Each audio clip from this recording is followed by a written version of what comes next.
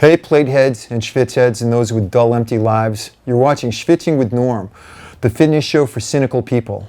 And just when you think things can't get any worse, prepare yourselves for 1 hour schwitz. Well, on today's show, a barely watchable interview with 1970s matinee idol Ed Kirk, a new hobby for our agoraphobic friends, a visit with a true living legend, hockey great Billy Cleary, weird lifts, training tips, time sucks, and as always, plenty of mind-numbing blather. But before you peel back the foil on your Swanson TV dinners, a quick sidebar.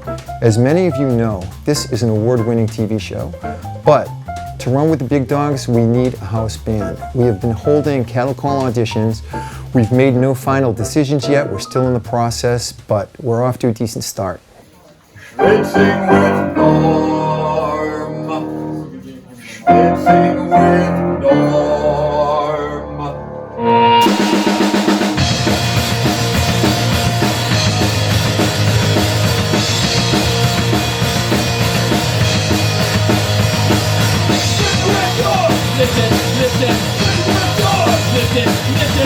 It's a long day going to Bedford, nowhere or oil. Today my best, I'm strong. Schvitz'n with Norm. The sun'll come out tomorrow. Bet your bottom dollar that tomorrow there'll be sun.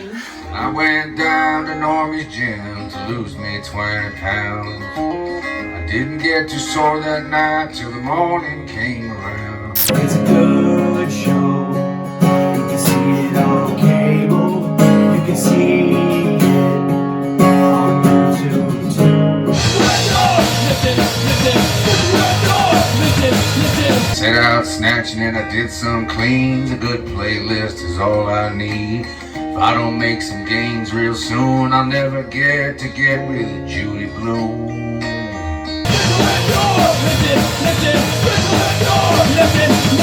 Yeah, I'm strong. Oh, Schvitz'n with Norm. Hey Norm,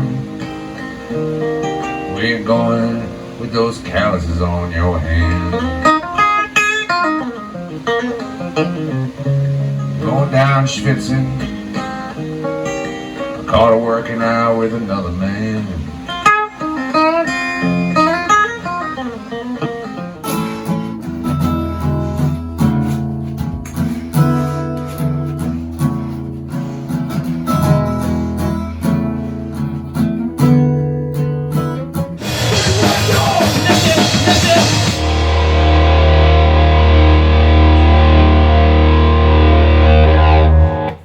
With all the creeps and allergens in the world, not to mention that we're in the grips of a global pandemic, what responsible parent would ever allow their kids to go outside and play? So for those of you who have kids that may not be the yoga or Pilates type, we've taken a traditionally outdoor activity and adapted it for indoor use. A new and improved way to shred.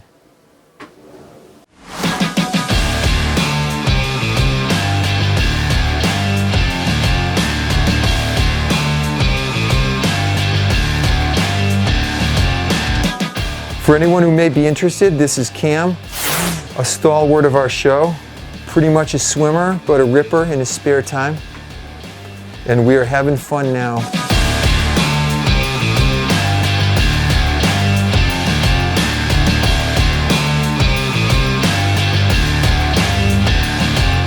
As always on Schvitz'n, safety first. We got the brain bucket already, and just for one extra layer of protection,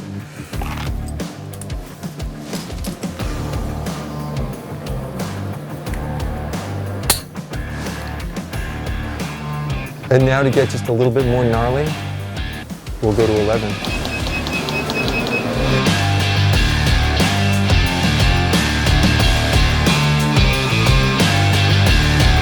And so there you have it, all the fun of a day at the skate park from the comfort and safety of your own dank basement.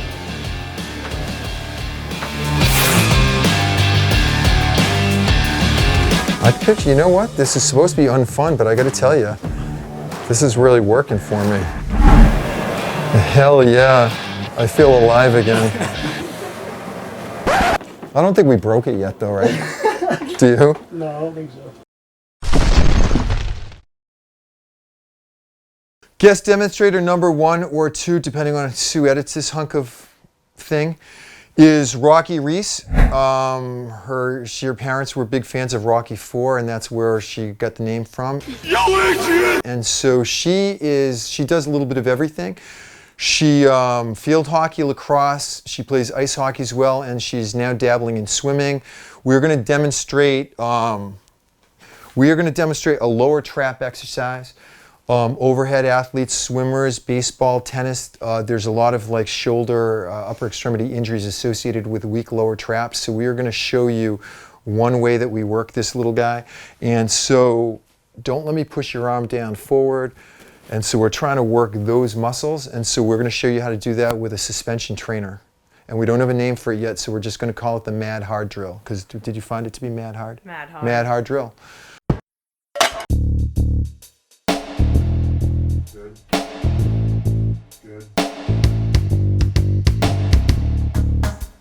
So if we want to make this a little bit more difficult, the only thing we have to do, we'll have her scoot her feet up a little closer, so she's going to be in a more pronounced lean back way, and it's where she's going to do the exact same movement, it's just going to be a little bit more difficult.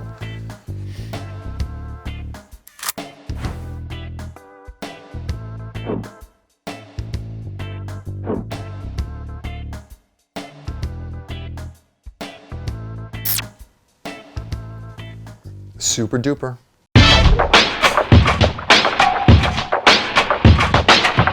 We're excited to bring you this interview with hockey royalty, Billy Cleary. He was foolish enough to give us his address, and so we sort of sat down with him, and here's what we got. His resume is way too packed to cover. He's a 2-time Olympian, a silver and a gold, longtime Harvard hockey coach, winning a national championship in '89, served as Harvard's athletic director for several years after, U.S. Hockey Hall of Fame, Olympic Hockey Hall of Fame, International Ice Hockey Hall of Fame. You can't go anywhere in Boston without catching some suck-up fawning all over him. He's a huge fan of our show, and we had the unique pleasure of driving to the Cape during the summertime.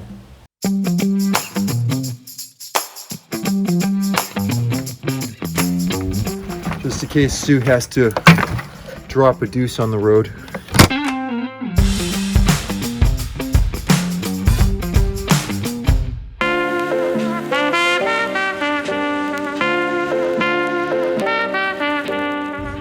We're in New Bedford and we're already getting our asses kicked with this stupid traffic.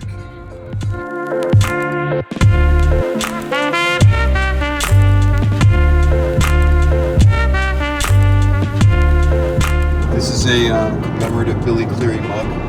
His whole resume, anything you need to know about the guy is on the mug. Look to the mug. This is non-alcoholic vodka. It's kind of an impulse buy. But it's not good. In keeping with his usual frugal, cheap style, Old Man Marshall is not reimbursing us for any mileage going down the Cape, but on the upside, he donated like a traveling mix that he thought could take the edge off, so here we go.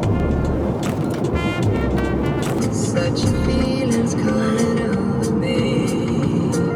Last night I waved goodbye. Outside the rain begins. Good mix, Jim. And it may never end. I'm all out of love. I'm so lost without you.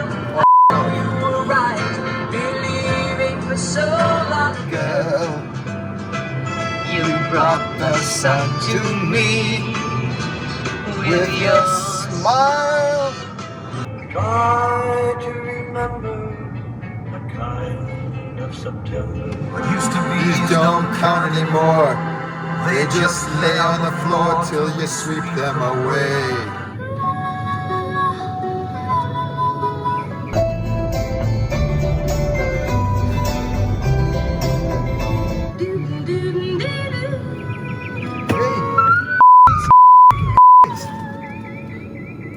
We are sitting in an undisclosed location. We can say Cape Cod though, right? Say what you want. Well, no, I don't want people like starting like banging on your door asking for autographs. Oh, God. But anyway, we're here with the legendary Billy Cleary. What's your middle initial again? Jay. We're sitting here with the legendary Billy J. Cleary, hockey god. And in the interest of full disclosure, we are practically family. I mean, we got to keep it real. We're getting closer too every day. Getting close. Now. Do you think you're coming to my wedding? Is the Pope a Catholic? I don't know. I'm a Jew. I don't know how any of that works. Yeah, sure I am. But the thing is, if like my buddy from Thailand and my nephew fall through, I'd like you to be my best man. Good. You're like, the third stringer if we need. So, speaking of which, I don't know what to ask you because there are a couple stories that we need to capture, that's for sure. But I don't know if you know this. So my nephew is actually a spy ponder. A spy ponder. He is a spy ponder. Arlington? So that's right. And so that I have That's where I learned to skate. Right. One So of the explain, outdoors. Like just pond hockey was where it was at back when you were cutting your teeth. In fact, when we played, there were only the Boston Garden, the Boston Arena, and the skating club. That was where all the figure skaters but those are the only 3 indoor rinks when we were kids. And actually, I learned to skate out on Spy Pond, Fresh Pond, and we'd go up into into Concord or Lexington and see these little ponds, and if it was frozen, we'd go out. My father, he'd come out with us and, find the ice. And, but that's the way we had to do it. In fact, I think I learned how to skate on the Cambridge Skating Club, which is an outdoor facility. And we used to go down there, and they didn't allow hockey. We just went down there and we skated, all at nights, and it was great. In fact, my father, when he first gave us skates, he actually bought us a pair of figure skates. My brother and I thought that was terrible. I said, "Oh my gosh." But what he did is he cut the picks off. And the reason he did it was figure skates were lower to the ice, so you get a lot better balance. There aren't the number of skates, they weren't available that time that there are now. And you'd get these big skates and they'd be up higher off the ice and your ankles would be over. And so really we learned how to skate the right way, and that was no instruction though, right? Like sort of self-taught. Seriously, Right. no one ever. Yeah. My father used to say, "Hey, here's a baseball, here's a football, go and do it." Yeah. But we played all sports. And hockey is a sport that takes great skill, Norman. A lot of people, you listen to the basketball and they say what great athletes they are. But they are. But I want to tell you, I think hockey players are even more so athletes because you got to do it on that little blade, not the 2 feet that the good Lord gave you. You got that little blade. You got to be able to maneuver, move in, out, around. Oh, I hear you. Avoid man. Skating is skill. People trying to check you, and you still got to have the dexterity of your hands and being able to move the puck. I think it takes tremendous athletic ability to play the game. I agree. Do you still have great hands? I can still do that. I never lose those things. All right. That was probably that was one of the best things I had. I mean, was that No, your hockey IQ. Well, get that. All right, so wait, we're all out of order here because now I'm confused. So I know about the Olympics, but you played in worlds, like the World Championships. How many worlds other than I off played Olympic in year? 57. Okay. which they didn't play. We didn't play because of the Romanian crisis, but I played in '59 in Prague. That was the World Championship. Yeah, I played there too. So Okay, so like 2 Olympics and 2 Worlds. Yeah. Okay. So how did you? So Belmont Hill was your first organized Yep. hockey. yeah, So what? How did you end up at Harvard? Just because of your big brain? recruiting is altogether different now than it was then. You Oh, know, I can imagine. mean, it's like night and day. But you know, I had some of the Ivy schools all. In fact, a couple of them, Yale and Princeton, wanted me to play football down there, but my father, he grew up in Cambridge, and you know, he never went to college. It's a big family, and he, I think he always wanted to see his kids because he grew up right where Harvard College is, and Yeah, it's no, that called must have been a Kerry dream come Corner. true. That's what the section is. All the people from Kerry came over and they settled there. And every time we go by, he'd say, "Tip your hat, Kerry Corner." Now, highlights of the Olympic hockey match between the United States and Russia. The USA wearing dark uniforms. The inspired Yanks, not favored as the games began, are unbeaten, and Bill Cleary gets them off to an early lead. Bill Cleary skates in to score. 2 Olympics, first in '56. So, not the whole tournament, but you were at Harvard at the time. Explain like that to the national team. Well, I was, my year was '56 at Harvard. So the Olympics were being played in '56. And if you're playing the Winter Olympic Games, it's not like the summer. You really have to leave school because it's right in the middle of the year, both the first semester and second. So that was your graduating year? That would have been my Okay. graduating year, and so at the end of my junior year, I just got finished with baseball, and then people were saying, "Hey, you got a good shot at playing on the Olympics," and you know, who knows whether you ever have that opportunity again. And at that time, everyone had to go in the Army for 2 years. I mean, that was mandatory. And so what I said was, well, I'll go in the Army for my 2 years, I played in the Olympics '56 and I played in the would play the Worlds in '57. Then I'd get out and I'd come back and finish my last year in '58, which was my brother's year. And, you know, hey, kids say gap years now, that's no big deal. You were ahead of your time. So, you know, it worked out very nicely for me. And that's what every kid I recruited, I said, your goal, forget the pros. I mean, if you get it, good. But your goal should be to play on an Olympic team. Because I know the great experience I had playing on the Olympic team. And I was hoping there would be other kids that played for me that would be able to cherish those great moments. Yeah. And you had some of that, right? Because Teddy Drury was on an Olympic team. Oh, we had, right? You had. I'll tell you, since I started coaching, I've had at least one Harvard kid on every Olympic team. You know, I'm going back from 72, Okay. 70. We Right, always every 4 had, years there we was had, one every rep. 4 years, we had at least, and sometimes we had four or five Harvard kids playing on the Olympic team, which I thought was terrific. No, And- that is quite. But I used to say to the kids, you know, and if you have to leave school, that's all right. It's worth it, that experience. But you got to come back and finish your degree. And Don't. Did they finish? Don't. Oh yeah. I never had. All my kids finished. I didn't get into Harvard. Can you believe it? You didn't? No. Well, how can you get in if you didn't apply? I applied. So, Billy, look, I brought some stuff, but this is getting back to your Olympics.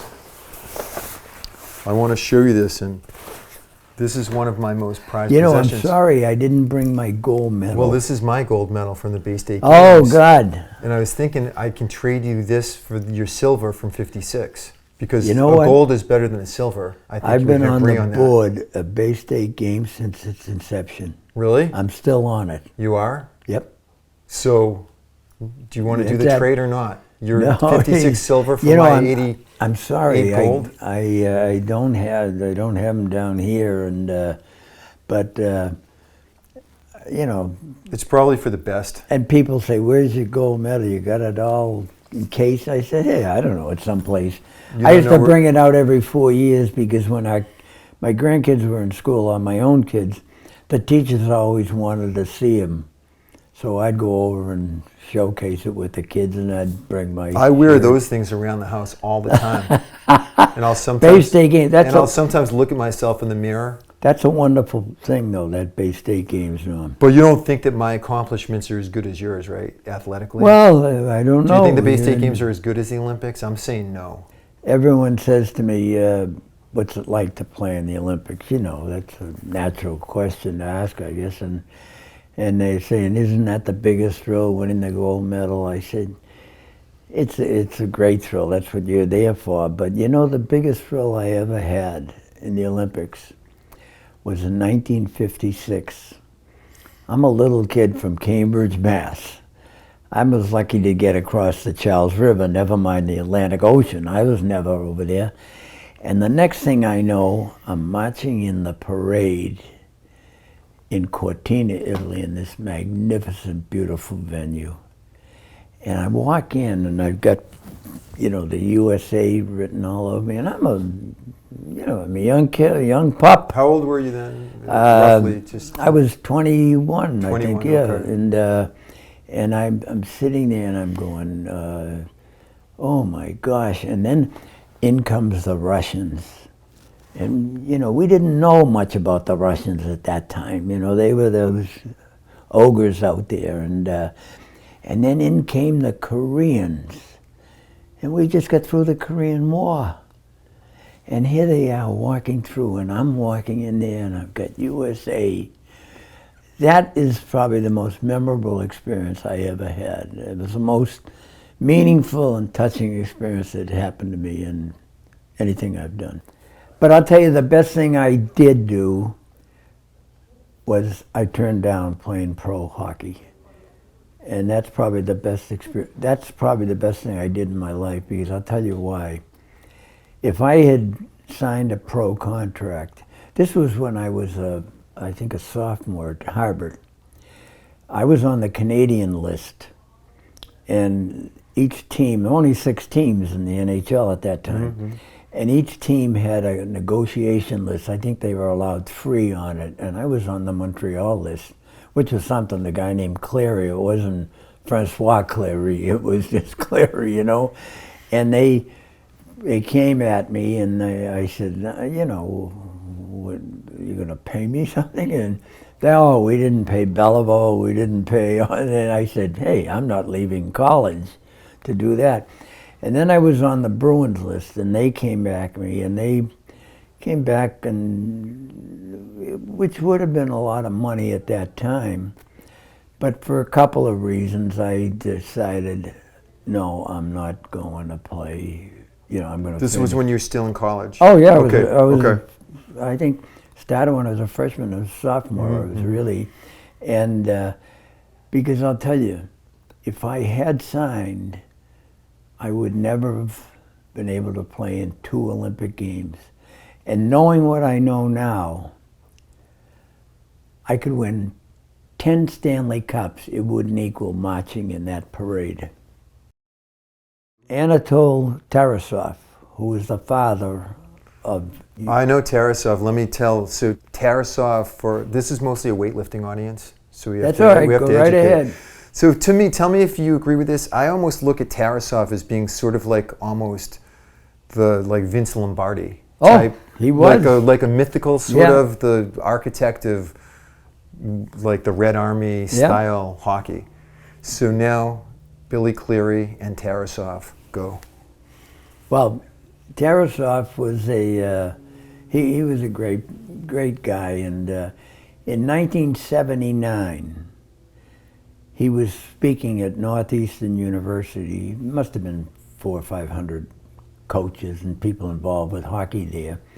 So I went over to see him, just to hear him. He knew you from the Olympics, like Well, that you crossed? oh, you know, yeah, played played every Russia. Olympic game, and So every team he coached. he was the opposing coach. Russia, Okay, well, yeah. you got to like. And okay. Fill in so the gaps here. I get in, and all of a sudden he spots me in the crowd. He says, "My friend Bill, my friend Bill," and he comes running over and he gives me a bag. "I go to Siberia because of Bill." You know, we beat him in 60. Yeah, you probably did get him in trouble. And, That's probably no joke. So after the seminar was over, Lou Vero, who coached one of the Olympians, a good fellow who's with USA Hockey, he's a great guy, I like him a lot. He was taking him down to New York City. So I said to Lou, you know, you've got to go right by my house. I live right where the Mass Pike is, and you're going down. Would you mind stopping at my house? Because I wanted Joe to meet them. He's the Russian coach, and maybe the kids would have been around. So we stopped. He comes in, and of course the Russians, they take off their shoes, and they walk in, and he's got a bottle of vodka, and he goes, "Ice, ice, ice," to my wife, "Ice." He wants ice. So we go downstairs, and we look right over the Charles River. It's a nice view. And we're sitting there, and he goes, "Hey, no KGB, no CIA." He's sitting there. And so we got him and the interpreter. And so we're having a great time, and we're going over all the times we had played against each other and everything, and had a wonderful leave. So then, before they were going to leave, he takes the bottle of vodka, puts the cap on it, and throws it into the bushes that I have right there. So I get up to start to go to get it. He goes, "No. Let that stay there until the Americans win the next gold medal." That was May of 1979. They won it in 80. So you killed the bottle the year after. No. I got to tell you, the minute he left, I got the bottle out of the bottle. Don't worry. Where's that bottle? It's still at home. It's not. In fact, So you were not drinking. You were a beer guy way back No. See, I kind of heard that story once before, but I kind of pictured you guys both doing some shots on the Charles. That was, those Russians love to drink. I mean, all the players too, they drink vodka. Like, you have a bottle of beer, they drink... well, you know, my people come from Russia, so I'm saying if you had that bottle of vodka, I would put on a clinic for you right now. Oh my God, then they watch out. Do you have that? Where, the other house? No. Because I'm saying I want a shot of that vodka from the bottle. Well, that's... but... Sue, can we do a sequel? I never forget that. Did he say Nastrovia when he was throwing Skol. Skol. But it was, I'll never forget it though, and that was, the next year was the Olympics, and we won it. All right, let's go to that Olympics. So I have it on authority.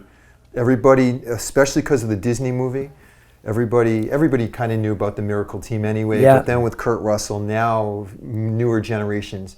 So I thought Kurt Russell did a great Herb Brooks, and that speech was became like more and more legendary.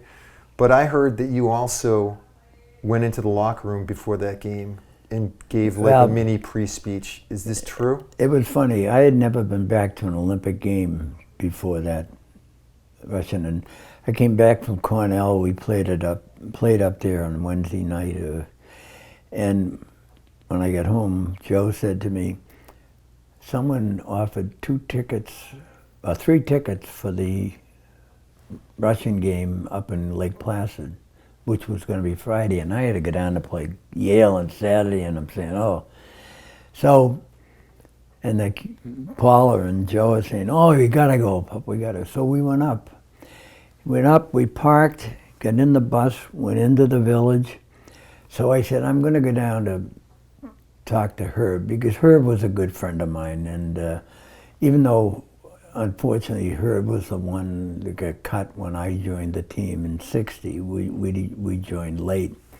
And so I went downstairs, and they were just finishing the warm-ups, and Michael Riccioni and all those guys were coming in, and of course I tried to recruit half of them, and they're, hey, coach, and so I'm sitting there, and so finally I said, Herb, I don't want to bother you, but I just wanted to wish you good luck, you know. And so I took off, and as I started walking out, the trainer came after me, and he said, Herb wants you to go in and talk to the team. I'm saying, Herb, what do you want me to say? And he said, no, go in and talk to him. So I can remember. I said, you know, I think I know what's going through your mind, because you're isolated up in the Adirondacks, oblivious to what's going on in the rest of the world. But let me tell you, you people have captivated not just the American public, but all countries across with the great success you're having. And there's no doubt in my mind that you are going to win this game. And let me tell you, the 20 people that are going to be cheering the loudest for you are the 20 guys that played on that 1960 team.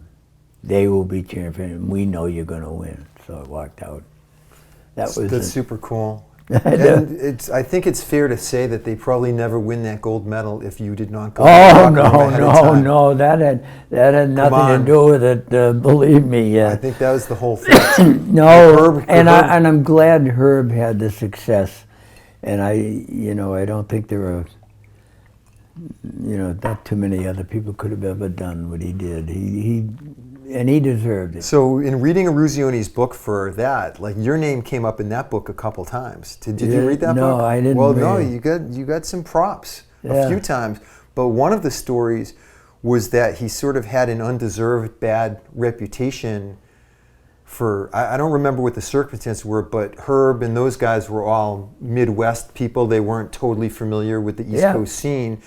And Eruzioni was on their list, and it was someone had the impression that he was maybe a discipline case or something, and you were the one that's like, cleared his name, sort of. It was I was at the, Herb had a bunch of us out at the tryouts, and after every night they practiced, we'd go back and discuss everything, and someone brought Eruzioni up, and it was a little bit derogatory what they were saying, and I'm saying to myself, that's not the kid that I knew that played against me, and he was a great competitor and a wonderful boy, so I said, Herb, this is right in the middle of the meeting, I said, Herb, I'm going to go out and call Jackie Parker. Don't do anything until I come back.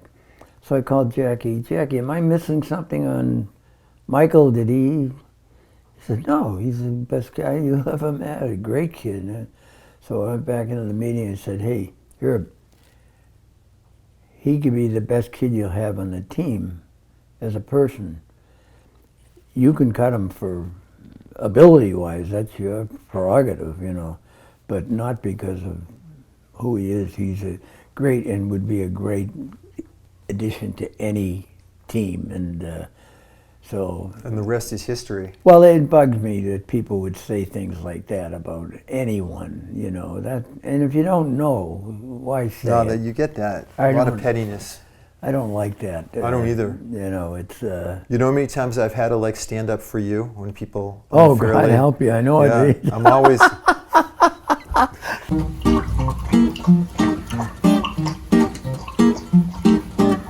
What you're about to see is a Skype interview using dial-up internet from an AOL account. The quality isn't quite as good as you may have guessed. So here's a blurry Ed Kirk Esquire. Some of you kids may remember him from the cinematic masterpiece Love Story.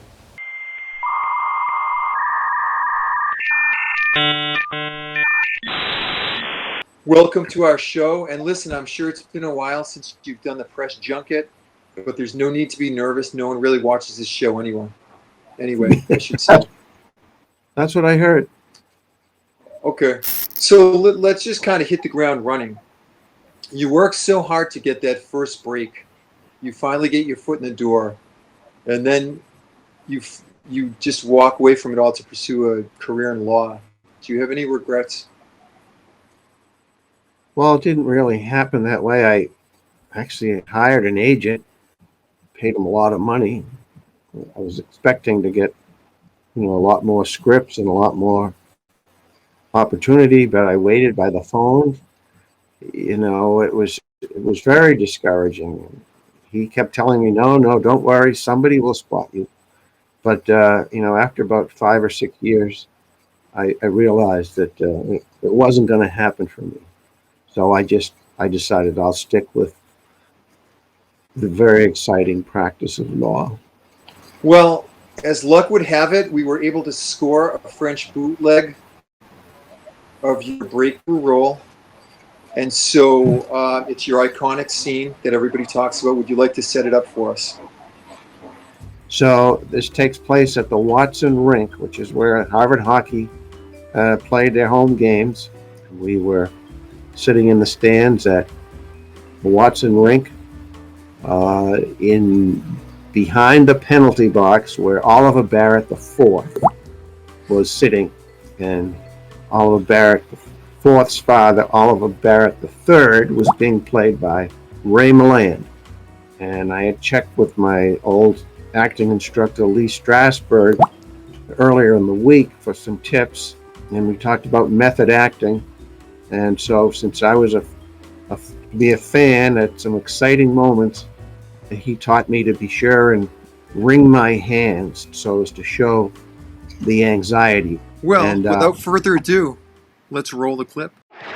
Vous l'arbitre, vous voyez pas ça? Salaud, va essayer de casser la gueule! Toi, surtout, tu vas la ramener! Ça ira mal! Allez, barré! C'est pénalisé! Tire-toi de là!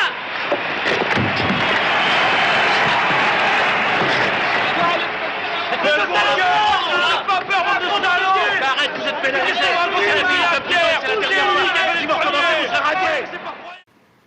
The most famous sort of line that's most often quoted from the Love Story movie would be love means never having to say you're sorry. Is that true? I don't know if that statement is true. But I think No, it's that's true. what I'm asking you as a lawyer and a husband. No, I think the ability to say I'm sorry, in fact, goes right along with the meaning of love. If you love someone, you can say you're sorry. I have been in love. I am presently in love, and I always find myself apologizing several times a day. Whether you're right or wrong. That's true. At the time after the movie came out, were you surprised that such drivel got as much Oscar consideration as it did? You mean, do I consider the movie to be drivel? No. This is what you see. You have a lawyer. Well, I don't want to go down any false assumptions. I read the book. I was touched by the book, and I thought, the movie was okay. I know that's been a little generous. It's the source of a lot of what shall we say, ridicule, I think, at Harvard, even to this day, because when you're a sophisticated person, you can't go along with all that sentimentality. Love means never having to say you're sorry. I couldn't agree more. Oh, that was very diplomatic of you as well. Any last-minute advice for any of the kids out there who might want to follow in your footsteps and try to go for the double threat actor, lawyer career? Stay in school. Don't leave school. Go to Hollywood. Seek your fortune. Stay in school. And that's the foundation point of your progress. All right. Cut it.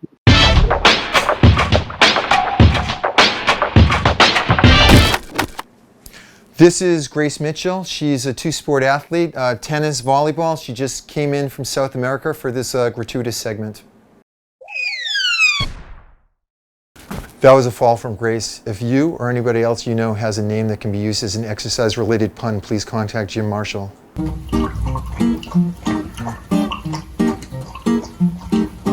Let's go back to Harvard. So let me just kind of give you a softball. Who is the biggest jerk you've ever coached? Biggest what? Jerk. Oh, God. You don't want to give a name? No. Want to just write it down? Oh, I know. So give us the Snooks Kelly anecdote. Snooks was a great orator, you know. He could give pep talks like no one else, and he'd get all these BC teams pumped up. And you could do it in those days because, you know, a lot of these guys were coming back from the Second World War, you know, and they were gung-ho for anything. So the locker rooms were not that thick at the arena, you know. And so he's in there and he's going, come on now, we're playing Boston University and you got this great Catholic university that we're representing and the priests are up there and they're praying for you and they're cheering loudly for you and we must win, we must beat you tonight. I want you to go out there and show them all what it means to be a member of the Boston College community. And so they all go rushing out, you know, all gung-ho. Harry Cleverly's in the room next door, and I think BU probably had as many Catholics as BC did on their team, and they're all listening, and Harry said, that goes double for me. Let's get back to your coaching style. You told me this once, that you would tell your players, don't think, react. And I got to tell you, I couldn't disagree with you more. I'm in the weight room with such idiots all the time. All I want them to do is think. You must think. Think about what you're doing. So that might work well with a bunch of smart kids from Harvard. Well, but I need... No, but you know, no matter what you do in life, sometimes you can overthink yourself. You're totally right about that. You can overthink, and you know, you're better to just react to the situation. Than the more you think of it, you see some people play golf. They're up there like this, and you're thinking too much. Go out and do it. React. And I tell the kids, react. I want you to think. Think reacting, not to be having to go around your mind and you're forgetting about playing the game. Then what was your example for don't think, react? Let's hear it. It's like the guy who shit his pants but only thought he did. So react, don't think. You know, don't. That's one for the toolbox. No, but I agree with you, but I'm just saying, as true as that is, yep. I'm trying to get like my demographic to think a little bit more than they do. That's all I'm saying. Pants, but only thought it did. I've been on the wrong side of that in both ways. Hey, what happened with the Harvard hockey team going to Czechoslovakia on a road trip? Oh, that was a great experience we had. We went over to Czechoslovakia in 1983 or four, I think, and we played some Czech teams over. They were great teams, and in fact, my wife, my mother, everyone, we had a great thing. Joe brought a Christmas tree with her, put it in a bag, and got presents from all the kids' mothers and fathers. So we had Christmas over there, and let me tell you, it was a great, great experience for our kids. Most of them had never been away from home at Christmas, and the life over there was completely different than what they had over here. You know, this was when it was Iron Curtain. And it was a tough existence. It really was. It was a tough existence. And in fact, the interpreter used to say, "Hey, if you want to change money, just talk to me up in the room, but don't talk to me out, because if they see us doing something, they'll get us." And so, I mean, it was an unbelievable experience for the kids. And what brought you to that country in particular for your sort of adventure? Or well, I had played there, you know, and it was we were able to develop the itinerary with them, and they had teams that wanted to play us. But an interesting event happened to me then, which I think shows a little bit, Norm, what the Olympics are like to me. We're playing the second last game, and we're playing in a town, Kolin, this little small mining town in Czechoslovakia.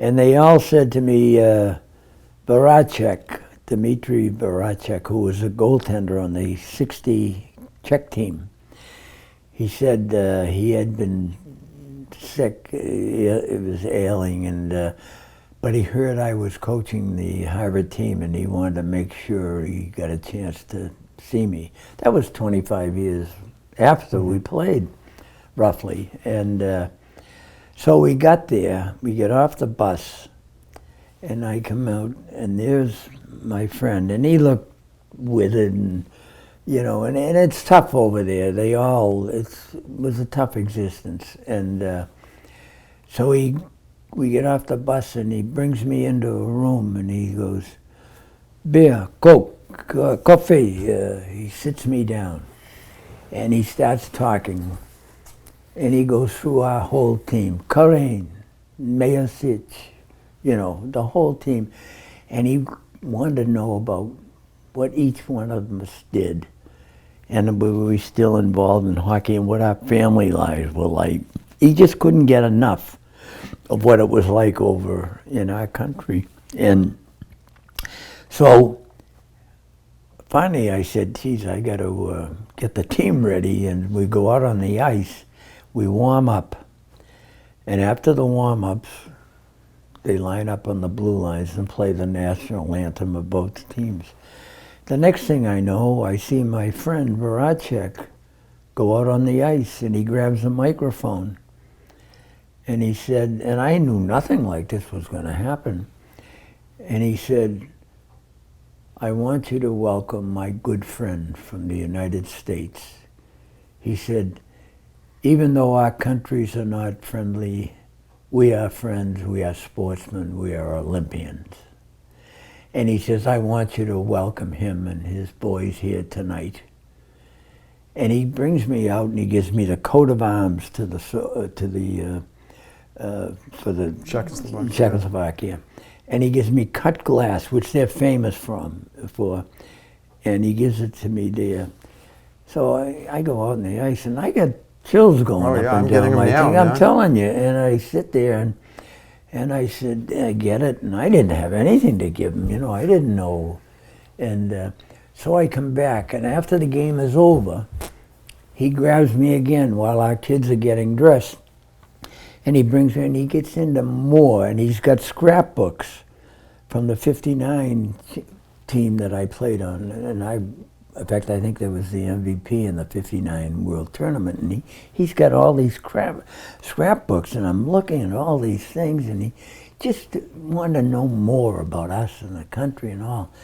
So finally I said, geez, we gotta go, we gotta get on the bus. And we were going to another town, Ostrava, would have been the last game we were playing over there. And he looked at me, and it was kind of like, could you put me in one of those duffel bags? And it was sad, it was really. Yeah, and he looked withered and drawn, you know, and so we take off. The next night, we're playing the game, and Jan Yanda, who was the interpreter for us there, was standing, and I'm talking with the coach, and I said, you know, I had a great visit with Baracek last night. He said, oh yeah, he has not been well, but he's been waiting for you to come, and so we did. And then just then, our interpreter had gone out for something. He came back to me, and he said, Billy, I got some bad news. Baracek died this morning. Oof. I'll never forget it as long as I live. It was the eeriest thing I ever heard. And it wasn't me, but it was what I represented, the United States, and the country, and people, and I'll never forget it as long as I live. To me, that's what the Olympics is. In fact, I had a picture taken in 1959. I was the captain of the team, and I was carrying the flag around. This was outdoors in Czechoslovakia. And I'll tell you, Norm, here I am carrying, skating around with the American flag, and all these people, they want to just touch it, you know, because that American flag, what it meant to them. Really, it was vivid. And so I got a great picture of myself and Sologubov holding the Russian flag, and Lokchev, Alexandrov, Wally Olson, myself, Bobby, and so the Russians were playing. Lokchev ended up coaching the national Russian team. This was '75 or '6 something. So they were at the Sonesta Hotel, and I went down there to see him, and I brought this picture with me. So, you know, because that's 25 years before, and so I say, and he saw me, "Oh, Billy," come running over, and I showed him the picture. He says, "You know, I have that same picture in my house in Moscow." That's cool. Baseball, my father umpired almost every Holy Cross game for 26 straight years, and there's a great picture, which you can get in any store now, of Ted Williams in his first at bat in New England. It was probably 1939. He was a rookie, and they were playing Holy Cross at Fitton Field. That's their field. And there's Teddy up there at the bat, you know, like this. And the catch is down behind him. And there's the umpire with the outside protector. That was my father. All right, well, let's get that one too then. Unbelievable. Does Billy have a... He's got it. I got it all up there. That happened. When did you first start losing teeth playing hockey? Oh, God. And also, I promised my viewers that you would take your teeth out. Oh, God, I got to watch out. I think it'd be good, nice for the kids. Yeah, but I got to live with my wife. She'll get mad at me. All right, let me ask a different question then. What's your secret to such a long and successful marriage? Hey. Keeping your teeth in? Yeah. Right. When's the last time you came to New Bedford? Geez, I haven't been to Bedford for... I went there, as I've told you before, to a fellow who was the year before me at Harvard, Joe Ross, and he married a girl from New Bedford. And we went down there to the wedding. This was in 1956. And you haven't been back since? I mean, that was the last time I really was there, okay. You know. Well, and, things have changed. Like, we'll give you a tour. What was the name of that club? Warm Setter? The Warm Setter Club. Yeah. Yeah. It's probably not, it probably hasn't changed a bit since the last time you were there.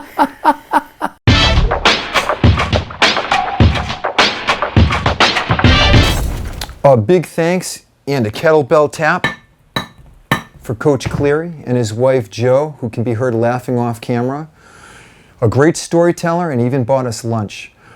He did kick us out, however, before we had a chance to talk about his upcoming book being written by John Powers, the Dean of Olympic Journalists. We don't have a title for you yet, but keep an eye out for it. It should be a great read. Once again, my incompetent booking department screwed up. We were supposed to get Taylor Schilling, and they sent us Sam Schilling, and now all of my carefully crafted questions are garbage. On the upside, Sammy here has an extensive background in lacrosse. Not only is Sam like a very knowledgeable lacrosse authority, he also has a very strong background in football, and he's an up-and-coming tennis coach as well. If anybody has any lacrosse questions or any follow-up, you can just tweet it at him, and he's all over social media platforms. Just look for him, Sam Schilling. And so we are going to do a training segment instead. And so, grab the apparatus. So this is a pretty classic piece of equipment. This is a homemade. And so you used to see these a lot in hockey locker rooms, in dugouts. Anything that involves forearms, this is a really good drill.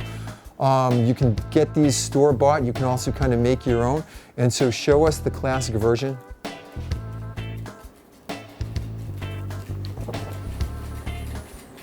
And if you remember the movie Youngblood, even like that ankle-bending idiot, Rob Lowe or whatever, did a version of this with like a coffee can filled with whatever he filled it with. Yeah, for sure. It's really big. That's how I got introduced to it growing up, was through some hockey friends.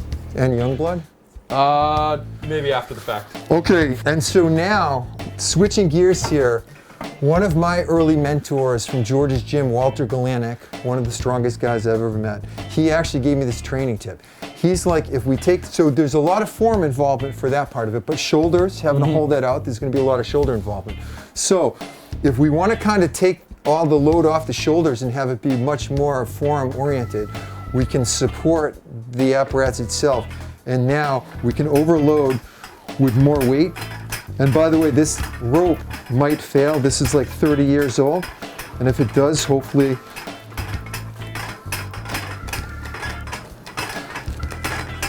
and so virtually the same drill, but this just allows me to overload a lot more, where I'm not holding that amount of weight out here with my crap shoulders. No way, man. So do you want to try this or do that again? Start out though from a straight, and then I can we can use. Yeah, this is always a nice exercise because it's something you can, you know, a rig you can make up yourself and be doing, you know, while you're watching TV or, you know, He's chilling totally out. right. So, what's it like to be the daughter of such a prominent local attorney? Yeah, just proud. Good guy, Robert Schilling. When did you first get the acting bug? I think that was from my sister. But yeah, I think she started in middle school. No, this. Fiddler on the Roof. Oh, that's the Jewish one, right? Yeah, oh, for sure. Yeah. Great play. What's your favorite song from that production? Probably L'Chaim to Life. How about you? I'm gonna go with Sunrise, Sunset, but I also do like the L'Chaim. And when you say it, you've got to get a more sound in there. L'Chaim. That's right. And that means to life. All right. Kind of an Are you getting tired? Uplifting. A little bit. Yeah. Wordplay, because you're good. It's good.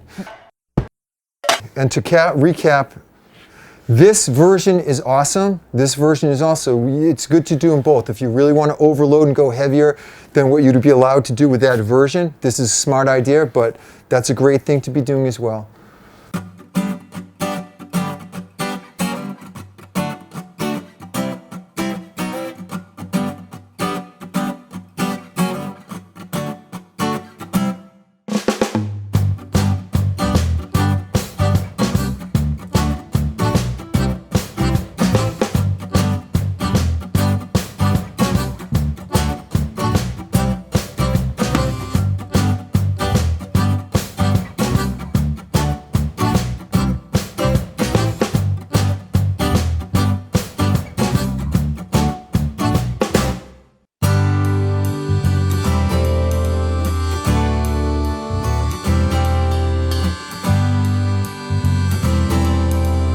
Good boy. Good boy.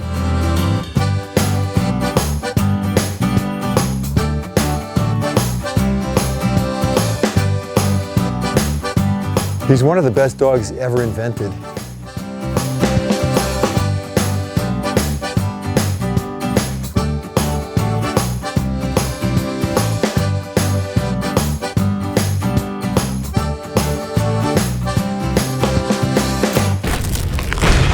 Whenever I'm in New Bedford, I go Schvitz'n with Norm. It's Schvitz'n. Schvitzing? Schvitz'n. Schvitzing. Is that how you say it? With Norm.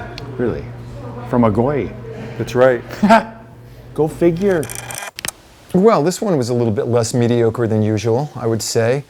Huge thanks to Billy Cleary and the Cleary family. Paula more than Billy 3, I would think, though. Anybody else, I don't even remember who's in this show, just, you know, thank you if you were on this and your check's in the mail. Any complaints can be directed toward Jim Marshall.